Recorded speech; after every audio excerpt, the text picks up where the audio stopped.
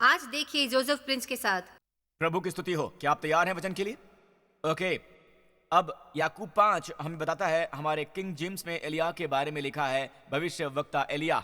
और एलिया भी तो हमारे समान ही सुख दुख भोगी मनुष्य था, और उसने गिड़गिड़ा कर प्रार्थना की कि मेह ना बरसे।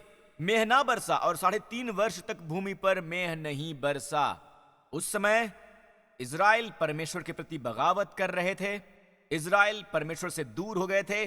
और उस समय इज़राइल का राजा था अहाब, इज़बेल का पति। और इज़बेल बाल की महान उपासक थी। एक जाति के रूप में उन्होंने परमेश्वर को अपनी पीठ दिखा दी थी। वो परमेश्वर जो उन्हें मिस्र से बाहर निकाल कर लाया था, गुलामी की सत्ता से बाहर निकाल कर लाया था, निर्जन प्रदेश से बाहर निकाल कर लाया था, उस प्रदेश में जहां दूध और मधु बहता था, और वो उसे भूल गए थे। और वो अब अपनी भक्ति और अपना प्रेम बाल को अर्पित कर रहे हैं, और राजा भी बाल की भक्ति कर रहा है। और परमेश्वर कह रहे हैं, वो कहते हैं कि यदि तुम मेरी आज्ञाओं का पालन ना करो और तुम मुझसे दूर हो जाओ तो मैं आकाश को रोक दूंगा कि वो तुम पर मेह ना बरसाए। तो एलिया ने प्रार्थना की। एलिया उस समय उस क्षण का भविष्यवक्ता था, हमारे समान सुख दुख का भोगी। और उसने गिड़गिड़ा कर प्रार्थना की कि मेह ना बरसे, और 3.5 वर्ष तक भूमि पर मेह नहीं बरसा। उसने फिर से प्रार्थना की।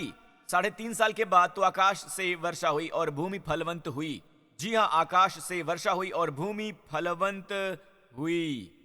ओके, तो उन 2 वचनों में हम सीखते हैं कि एक प्रार्थना है जो हम कर सकते हैं, और इसका प्रभाव धरती और आकाश पर होगा। आमीन। जब हम प्रार्थना करते हैं तो ये तसल्ली देने के लिए नहीं है, हम प्रार्थना करते हैं आकाश को धरती पर लाने के लिए। आमीन। हम प्रार्थना करते हैं परिणाम को पाने के लिए।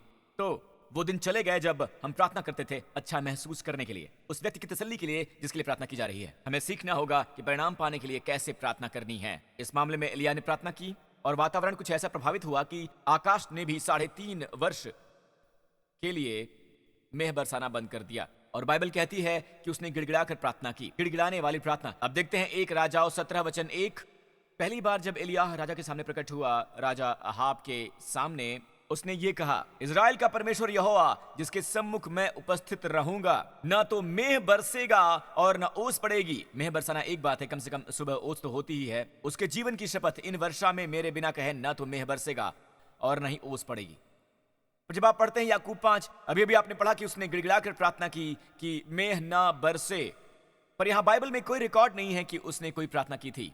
उस पारंपरिक तरीके से प्रार्थना, पता है, जिसे हम सोचते हैं कि प्रार्थना करनी चाहिए। जब आप प्रार्थना के बारे में सोचते हैं, आप सोचते हैं कि किसी की आंखें बंद होंगी और उनके हाथ जुड़े होंगे और शायद वो अपने घुटने पर होंगे। और प्रार्थना का यही आइडिया है जो हम अक्सर सोचते हैं। हम सब ये अक्सर सोचते हैं, पर यहां पर यह घोषणा करने वाली प्रार्थना थी। उसके जीवन की शपथ, इन वर्षा में मेरे बिना कहे ना तो मेह बरसेगा और ना ही ओस पड़ेगी। और परमेश्वर उससे कहते हैं, और नए नियम में पवित्र आत्मा उससे कहता है, गिड़गिड़ाने वाली प्रार्थना। उसने गिड़गिड़ा कर यह प्रार्थना की कि मेह ना बरसे, और मेह नहीं बरसा। आज हम कहेंगे कि बस घोषणा करना, ये गिड़गिड़ाने वाली प्रार्थना कैसे हो सकती है? पर प्रभु से कहते हैं शक्तिशाली प्रार्थना, गिड़गिड़ाने वाली। क्या आप सुन रहे हैं? और फिर बाइबल कहती है कि उसने प्रार्थना की तो आकाश से वर्षा हुई। याकूब 5 यहां लिखा है, फिर उसने प्रार्थना की तो आकाश से वर्षा हुई। गौर करें, उसने दोबारा प्रार्थना की। यह नहीं कि उसने गिड़गिड़ा कर दोबारा प्रार्थना की। आप देखिए, उसने गिड़गिड़ा कर प्रार्थना की थी मेह ना बरसे। यह शब्द गिड़गिड़ाना वहां है, ग्रीक में है। उसने प्रार्थना का एक प्रार्थना के साथ, यह आइडिया उस प्रार्थना को मिलाना 2 बार दोहराया गया है। एक संज्ञा है, दूसरा है क्रिया। ग्रीक में इसका मतलब है उसने गिड़गिड़ा कर प्रार्थना की। पर यहां जब उसने दोबारा प्रार्थना की तो यह शब्द वहां गिड़गिड़ाना नहीं है। तो चलो देखिए कि उसने कैसे दोबारा प्रार्थना की और आकाश ने मेह बरसाया। अब यह हुआ 3.5 साल के बाद।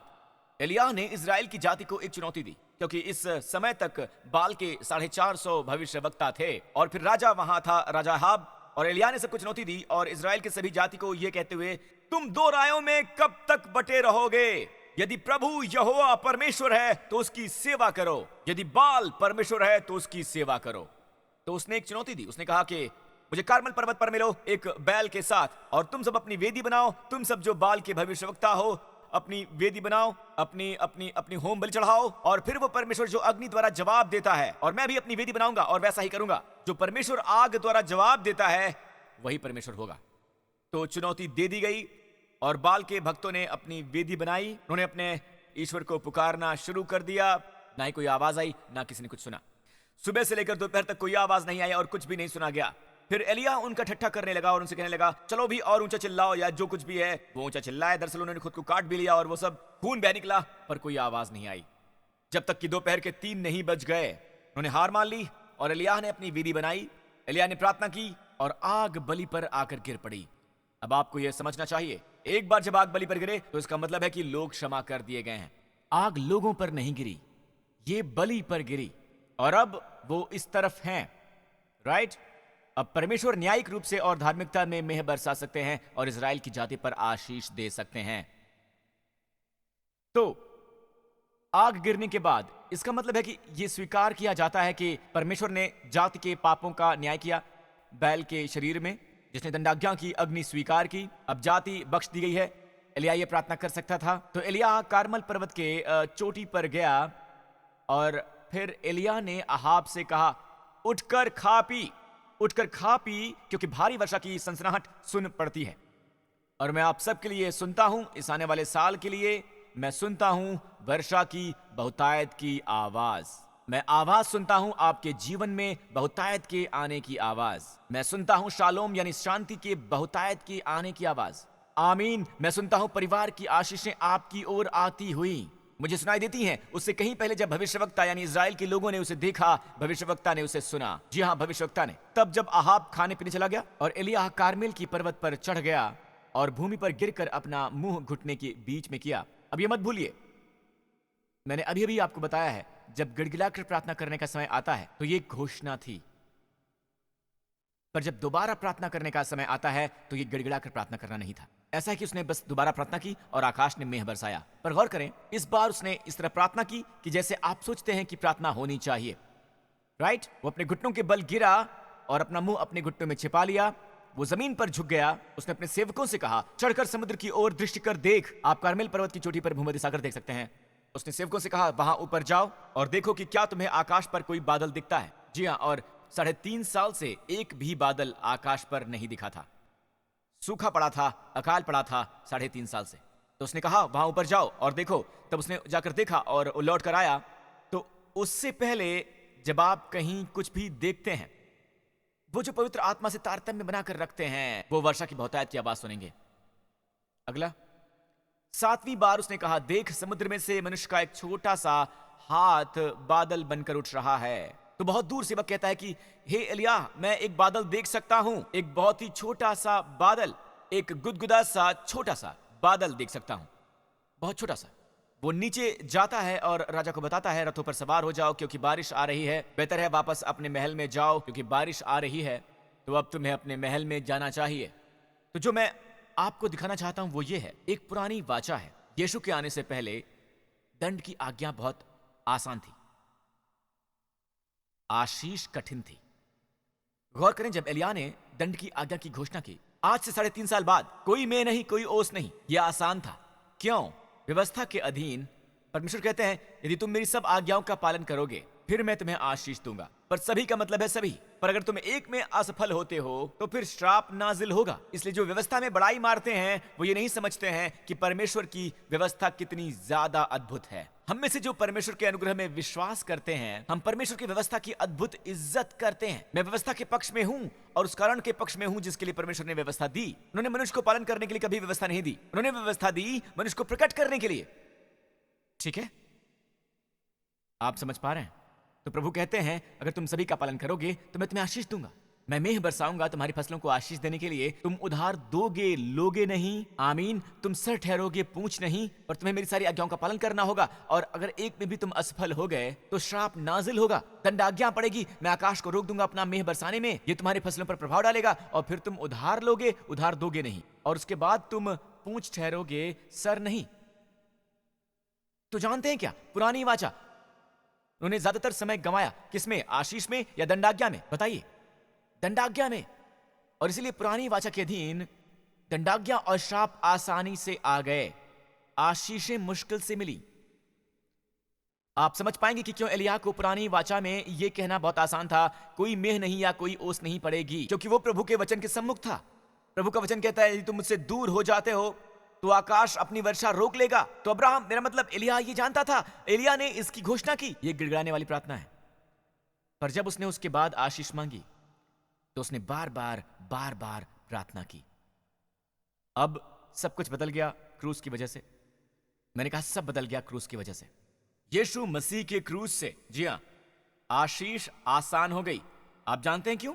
अब ये आपके आज्ञाकारिता पर उल्लंघन बिल्कुल नहीं है। ये यीशु की एक ही आज्ञा पर उल्लंघन है, जो है क्रूस पर।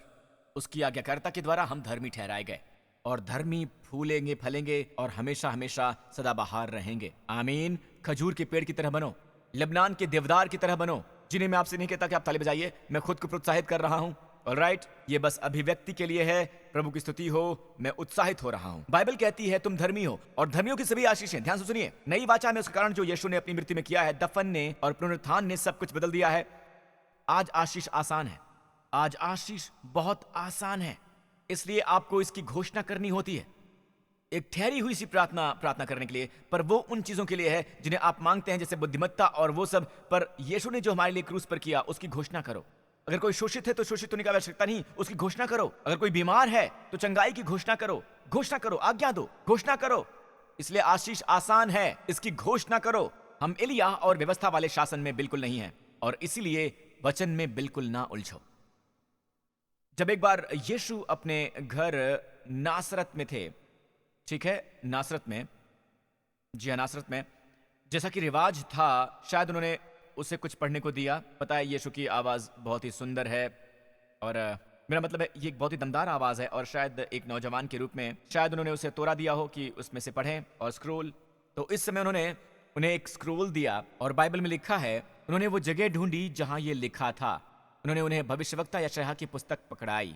ये उस सप्ताह में शबात की रीडिंग थी, और बाइबल में लिखा है कि यीशु ने यशायाह की पुस्तक का स्क्रोल खोला, पुस्तक का स्क्रोल, और यीशु ने ये पढ़ा कि प्रभु का आत्मा मुझ पर है। ये आपकी बाइबल में है, यशायाह 61, इसलिए कि उसने कंगालों को सुसमाचार सुनाने के लिए मेरा अभिषेक किया है। आपके ख्याल से कंगालों के लिए सुसमाचार कौन सा है? और मुझे इसलिए भेजा है कि मैं बंधुओं को छुटकारा दूं, ठीक है, और मैं अंधों को दृष्टि पाने का सुसमाचार प्रचार करूं, ठीक है, और कुचले हुओं को मैं छुड़ाऊं, और प्रभु के प्रसन्न रहने के वर्ष का प्रचार करूं। ये शब्द प्रसन्न रहना एक बहुत ही सुंदर और संपन्न शब्द है। इब्री में कहलाता है रिज्जॉन। रिज्जॉन एक ऐसी व्यवस्था है जहां परमेश्वर का अनुग्रह अत्यधिक है, अत्यधिक अनुग्रह है। तो ये वर्ष है परमेश्वर के रिज्जॉन का। रिज्जॉन, परमेश्वर का रिज्जॉन, वो वर्ष जहां परमेश्वर का अनुग्रह अत्यधिक बढ़ेगा। और फिर बाइबल में लिखा है, यीशु ने किताब बंद कर दी। मैं आपको इसी वक्त इसका हवाला यशायाह में दिखाऊंगा। जी हाँ, यशायाह में, ऑलराइट, साथ साथ यीशु ने पढ़ा, और प्रभु के प्रसन्न रहने के वर्ष का प्रचार करूं, तब उसने पुस्तक बंद कर दी। पर यशायाह का भाग कहता है कि यहोवा के प्रसन्न रहने के वर्ष का, कॉमा, और हमारे परमेश्वर के पलटा देने के दिन का प्रचार करूं। तो पलटा देने का दिन आ रहा है, जहां हर गैर कानूनी चीज दंडित की जाएगी, जहां हर एक पाप से निपटा जाएगा। पर हम उस दिन और उस युग में नहीं हैं, पर ये आ रही है। जी हां, हम अभी भी परमेश्वर के रेडजॉन वर्ष में ही हैं, जहां परमेश्वर का मुख अनुग्रह बहुतायत में है। आमीन, हम उसी युग में हैं। बहुत से लोग प्रचार करना चाहते हैं आने वाले युग का इस युग के रूप में, या वो प्रचार करना चाहते हैं, या आपको इस वर्तमान काल में पुराने नियम के बारे में बताते हैं। जी हां, वो गाने गाते हैं पलटा लेने के दिनों के बारे में, पर हम उन दिनों में नहीं हैं। यीशु जानते थे कि किताब को कैसे बंद करते हैं। जहां यीशु ने किताब बंद की थी, हमें सीखना है वहां किताब बंद करनी है। बाइबल कहती है यीशु ने पढ़ा परमेश्वर के प्रसन्न रहने के वर्ष की घोषणा करने के लिए। वो जानते थे कि उनका पहला आगमन पलटा देने का दिन नहीं है, उनका पहला आगमन है उद्धार का। तो उन्होंने किताब बंद कर दी, और परमेश्वर के प्रसन्न रहने के दिन और पलटा देने के दिन के बीच अब 2000 साल हो चुके हैं। ओ हमारे परमेश्वर का इतने लंबे अरसे तक दुख उठाना, हमारे परमेश्वर का सब्र, जो इसके लिए राजी नहीं है कि किसी का भी विनाश हो, पर वो सब प्रायश्चित पर आएगा। तो हम अब भी परमेश्वर के रेड जोन वर्ष पर हैं, जहां आशीषें आसान हैं। उसकी घोषणा करो। जब आपकी यह मानसिकता होती है कि आशीषें आसान हैं, आप इस तरह से प्रार्थना नहीं करते हैं कि ओ प्रभु, ओ प्रभु। और आज जब मैं चर्च की ओर देखता हूं तो वो सभी लोग पीछे हट रहे हैं, वो पीछे जा रहे हैं। वो सोचते हैं परमेश्वर के नामों का अध्ययन करके वो परमेश्वर को कहते हैं अब्राहम, इसहाक और याकूब का परमेश्वर, और वो हैं, वो हमेशा हैं। या वो कहते हैं अल सडाई, और वो जानते नहीं है कि ये कितने ही शानदार नाम है। मैं प्रभु के नामों पर शिक्षा दूंगा, मैंने अतीत में ये किया है और मैं भविष्य में भी ये करूंगा। पर सब नामों से ऊपर जो नाम है जो यीशु प्रकट करने आए, हम उस नाम पर प्रार्थना करने वाले हैं, और वो नाम है पिता। हे पिता, मैंने उन पर आपका नाम प्रकट किया है कि जिस प्रेम से आपने मुझसे प्रेम किया है, वो उनमें हो। हे पिता, अपने नाम को सच रखें, जिसका मतलब है मेरे चेलों को रखें जो मुझ पर विश्वास करते हैं आपके वचन के द्वारा। उनको भविष्य में रखें, उन्हें रखें, उन्हें सुरक्षा दें। कैसे? आपके नाम के द्वारा। तो जितना हम कहते हैं हे पिता, उतना ही हम सुरक्षित होते हैं। हमें इस आत्मा में प्रार्थना करनी है कि जब हम प्रार्थना करें तो इस तरह ना सोचें कि आप परमेश्वर से दूर हैं। जब आप प्रार्थना करते हैं तो ये ऐसा है कि जैसे ट्रेन धीरे धीरे चल रही है, नजदीक नजदीक नजदीक, वो धीरे धीरे नजदीक आ रही है और अंत में आप परमेश्वर के नजदीक पहुंचते हैं। नहीं नहीं नहीं नहीं, आप प्रार्थना करते हैं क्योंकि आप पहले से ही करीब हैं उनकी महानता के। आप उनके पुत्र हैं, वो आपके पिता हैं। तो कहें हे पिता, आपको संपूर्णता की स्थिति से प्रार्थना करनी चाहिए, विजय की स्थिति से प्रार्थना करनी चाहिए। क्या आप सुन रहे हैं दोस्तों? इसलिए आप नहीं कर सकते पास्टर प्रिंस, इस तरह के हालात में हमें बहुत सख्त प्रार्थना करनी चाहिए। यह सख्त या नर्म की बात नहीं है। सख्त प्रार्थना क्यों करो? यह सख्त प्रार्थना नहीं, ये जिससे आप प्रार्थना कर रहे हैं उसके प्रति है। मैं बहुत नरमाई से प्रार्थना कर सकता हूं और कह सकता हूं हे पिता, इसी समय उस व्यक्ति को छुएं। हे पिता, धन्यवाद प्रभु। तो जब प्रार्थना का सवाल आता है, जब आपकी एक ही मानसिकता होती है, तो आप एक ही वेवलेंथ पर होते हैं। आप देखते हैं परमेश्वर लोगों को आशीष देना चाहते हैं। उससे बहुत पहले जब मैं अपने कमरे में प्रार्थना करता हूं, मैं देखता हूं परमेश्वर मुझे आशीष देना चाहते हैं, वो कलीसिया को आशीष देना चाहते हैं, मेरे परिवार को आशीष देना चाहते हैं। उनका प्रेम भरा हृदय तरसता है। जब मैं उस तरह से प्रार्थना करता हूं, उस स्थिति में मैं आकाश के समानांतर होता हूं। सत्य की आत्मा गवाही दे सकती है। मेरी प्रार्थना का जवाब मुझे देकर वो गवाही देती है सत्य की, क्योंकि मैं सत्य की स्थिति से आ रहा हूं। और जब मैं प्रार्थना करता हूं ओ प्रभु, जैसे परमेश्वर वो है जिन्हें मनाने की जरूरत है। ओ प्रभु, मुझ पर दया करो प्रभु, मेरा बच्चा बहुत बीमार है प्रभु, उसकी जान मत लीजिए प्रभु, मेहरबानी करके प्रभु। हर कोई जो देख रहा है, यहां तक कि बच्चा जो वहां पर लेटा हुआ है बीमार है, वो भी समझ नहीं पा रहा है, और आप उस बच्चे को ऐसी मानसिकता दे रहे हैं। ठीक है, और एक बार की बात है, एक माँ, और एक सच्ची कहानी है, जब एक माँ प्रार्थना कर रही थी, जी नहीं, एक पिता प्रार्थना कर रहा था। पता है, बच्चे को एक बीमारी थी। उसने प्रार्थना की कि प्रभु, एक माता पिता के रूप में हम सब उस स्थिति में होते हैं जहां हम अपने बच्चे को बहुत प्रेम करते हैं। हम देखते हैं बच्चा दुख झेल रहा है, रो रहा है और वो सब, और पिता ने प्रार्थना की अगर आप ये बीमारी मुझ पर डाल दें, मुझे इसे उठाने दें। और प्रभु कहते हैं, वो उसे डांटते हैं और कहते हैं कि तुम्हें नहीं पता मैंने ये किया है। यीशु ने हमारी बीमारी उठा ली। तो हमारी प्रार्थना ऐसी होनी चाहिए, उनकी घोषणा करो, चंगे हो जाओ, बुखार चला जा यीशु के नाम पर, जो भी बीमारी है तो नष्ट हो जा यीशु के नाम पर। आमीन, यीशु के नाम पर चंगे हो जाओ। लेकिन पास्टर प्रिंस, मैंने तो घोषणा की थी लेकिन कुछ भी नहीं हुआ। फिर यीशु ने आपको सलाह दी लूका 17 में। तब प्रेरितों ने प्रभु से कहा, हमारा विश्वास बढ़ा। विनती क्या है? हमारा विश्वास बढ़ा। यीशु ने जवाब दिया, प्रभु ने कहा, अगर तुम मुझ पर राई के दाने के बराबर भी विश्वास करते। विनती क्या थी? प्रभु, हमारा विश्वास बढ़ा। यीशु का जवाब था, अगर तुम्हें राई के दाने के बराबर भी विश्वास होता, तुम बच जाते। दूसरे शब्दों में, तुम्हारा विश्वास चाहे कितना भी छोटा क्यों ना हो, राई का बीज बीजों में सबसे छोटा होता है। ऑलराइट, उस श्रेणी में। और यीशु क्या कहते हैं? यह मसला नहीं कि तुम्हारा विश्वास कितना बड़ा है, भले ही तुम्हारा विश्वास बहुत ही छोटा हो, बस कहना शुरू करो। क्या कहना शुरू करो? अगर आप उस तूत के पेड़ को कहो कि हे तूत के पेड़, तू जड़ से उखड़कर समुद्र में जा, लग जा, तो वो तुम्हारी बात मान लेता। पर पास्टर, मैंने एक बार ऐसा कहा था, पर समस्या अभी भी वहीं पर है। ओके, सुनो, ग्रीक में अगर तुम्हारा विश्वास राई के दाने के बराबर है, तो तुम इस तूत के पेड़ से कह सकते हो कि हम इम्परफेक्ट टेंस में हैं। पता है, परफेक्ट टेंस का मतलब है एक बार हमेशा के लिए। इम्परफेक्ट का मतलब है कहते रहो और कहते रहो। यीशु ने सचमुच कहा, कहते रहो। आपकी समस्या है तूत का पेड़, और यहाँ है ब्लैक मलबरी फिग्स, जो इजराइल में होती है, जिसका तना बहुत मजबूत होता है और उनकी जड़ें बहुत ही ज्यादा गहरी जाती हैं। अगर आप दूर भी जाएं तो भी आप उन्हें जमीन से निकलता हो पाएंगे। फिर भी आप इसके जड़ को उखाड़ सकते हैं विश्वास के द्वारा, राई जितने छोटे विश्वास के द्वारा भी। यीशु ने वाकई में ऐसा कहा कि कहते रहो, क्योंकि एक राजा, आप देखें, आप स्वीकार कर रहे हैं कि आप एक धरती पर रहने वाले व्यक्ति नहीं हैं, आप मसीह के साथ बैठे हुए हैं। राजा की आज्ञा के कारण, भले ही आप परंपरागत प्रार्थना में ही प्रार्थना कर रहे हैं, आपकी प्रार्थना में आज्ञा है। जब बीमारी का सवाल आता है, जब अंधकार की शक्तियों का सवाल आता है, तो परमेश्वर से ना कहें कि इनसे निपटें। कई बार मांगने वाली प्रार्थना गलत होती है, कई बार ऐसा होता है। मिसाल के तौर पर, जब मूसा परमेश्वर के सामने रोया, लाल सागर उसके सामने था और मिस्रियों की सेना उसके पीछे आ रही थी, उसने परमेश्वर को पुकारा कि हे परमेश्वर, मदद करो। और परमेश्वर ने कहा, मेरे सामने रो क्यों रहे हो? अजीब बात है ना? तेरे हाथ में वो क्या है? लाठी। हमारे लिए ये है यीशु का नाम, इसे इस्तेमाल करो।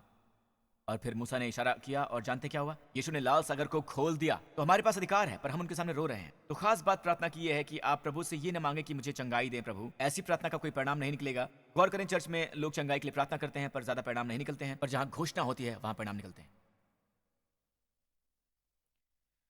अय्यूब में ये लिखा है, जो बात तू ठाने वो तुझसे बन भी पड़ेगी। पुराने किंग जेम्स में ये लिखा हुआ है, तुम एक बात पर फैसला दो। आप जानते हैं राजा फैसला देते हैं और क्या होगा? बताइए क्या होगा? यहाँ पर स्थापित होगी, तेरे मार्गों पर प्रकाश रहेगा। हम बहुत बार किसी परिस्थिति में प्रकाश चाहते हैं पर हम जानते नहीं कि हम क्या करें। पर आपकी घोषणा करने के बाद ही आप जान पाएंगे कि क्या करना है। पहले घोषणा करो, रोशनी चमकेगी। बाइबल में लिखा है कि चाहे दुर्भाग्य हो तो भी तू कहेगा कि सौभाग्य होगा। इसका फैसला करो और फिर परमेश्वर नम्र मनुष्य को बचाता है। पता है, जब वो आपको नीचे गिराते हैं तो आपको कहना होगा कि सौभाग्य आ रहा है और परमेश्वर आपको बचाएंगे। आप सचमुच नम्र हुए। और जब आप दुर्भाग्य में नम्र होते हैं कि ओ प्रभु मैं इतना विनम्र हूं, मैं बहुत ही विनम्र हूं प्रभु, नहीं, वो नकली विनम्रता है। विनम्रता है कि आप घोषणा करें और अपने सिर पर आशीषें घोषित करें। मैं घोषणा करता हूं कि आपके लिए वर्षा की बहुतायत आ रही है। मैं घोषणा करता हूं बहुतायत के स्वास्थ्य की, बहुतायत के शालोम की, आपको और आपके परिवार को इस आने वाले साल में यीशु के नाम पर। आप कैसे उद्धार पाएं? आप घोषणा करें, यीशु मसीह मेरे प्रभु हैं। आमीन। आप विश्वास करते हैं कि उसने आपके पाप हर लिए और मुर्दों में से जी उठे। पुनरुत्थान ही सबूत है कि आपके सारे पाप हटा लिए गए। और एक बार जो आपने विश्वास कर लिया तो उद्धार पा लिया। अगर आप भीख मांगकर उद्धार पाते हैं, प्रभु मुझे उद्धार दें, प्रभु मुझे उद्धार दें, मेहरबानी करके मुझे उद्धार दें, नहीं मिलेगा। आप घोषणा करके ही उद्धार पा सकते हैं। तो इसी वक्त आप घोषणा क्यों नहीं करते? यीशु मसीह आपके प्रभु हैं और हृदय में यह विश्वास करें कि उन्होंने हमेशा के लिए आपके पापों की बलि दे दी है। इसी समय मेरे साथ ये प्रार्थना करें, कहिए, हे स्वर्गीय पिता, मैं विश्वास करता हूं कि यीशु मसीह ने आपकी सारी की सारी दंडाज्ञा ले ली हैं। आपका सारा क्रोध अपने शरीर में उठा लिया है और आपने ऐसा ही करना बनाया था ताकि आज आप धर्मी ठहरें, हम सबको धर्मी बनाकर। आपने किसी भी तरह समझौता नहीं किया है प्रभु। आप धर्मी हैं, मुझे धर्मी बनाकर अपने पुत्र की मृत्यु के द्वारा, और आपने उन्हें मुर्दों में से जिलाया है बिना मेरे पापों से। और यही सबूत है कि मेरे सारे के सारे पाप दूर कर दिए गए हैं। यीशु मसीह मेरे प्रभु हैं।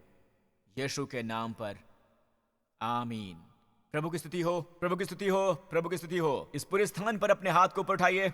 मैं इसे आप पर घोषित करना चाहूंगा। आप जानते हैं मैं आप पर कैसे घोषित कर सकता हूं? तसल्ली देने के लिए नहीं। आप जानते हैं क्यों मैं आप पर इसकी घोषणा कर सकता हूं? क्योंकि मैं जानता हूं कि हम सब रिज़ॉन अनुग्रह के वर्ष में हैं। आमीन। हम अभी भी अनुग्रह के शासन में हैं जब तक कि यीशु वापस नहीं आ जाते और हमें साथ नहीं ले जाते और फिर धरती अनुभव करेगी हमारे प्रभु के पलटा देने के दिन को। पर हम अभी वहां पहुंचे नहीं हैं। प्रभु लंबे समय से दुख उठा रहे हैं ताकि जितना अधिक हो सके लोग उन्हें जान सकें। आमीन। दोस्तों, आखिर में जो कोई भी हमें इस वक्त देख रहा है, प्रभु आपको और आपके परिवार को इस आने वाले सप्ताह आशीष दे और आप परमेश्वर की आशीषों से सराबोर हो जाएं और आप परमेश्वर की आशीष को हकीकत में महसूस कर सकें जो इस आने वाले सप्ताह में प्रकट होंगी। और परमेश्वर तुम पर मुस्कुराएंगे और अनुग्रह प्रदान करेंगे। इस आने वाले सप्ताह में परमेश्वर मुस्कुराएंगे आप पर, आप सब पर अनुग्रह करेंगे। वो आपको सलामत रखेंगे, संरक्षण देंगे। यीशु के नाम पर मैं घोषित करता हूं कि प्रभु आपको सुरक्षित रखेंगे सभी बुराइयों से, पूरे सप्ताह हर एक हानि से, हर एक खतरे से, हर एक संक्रमण से, अंधकार की हर एक शक्ति से।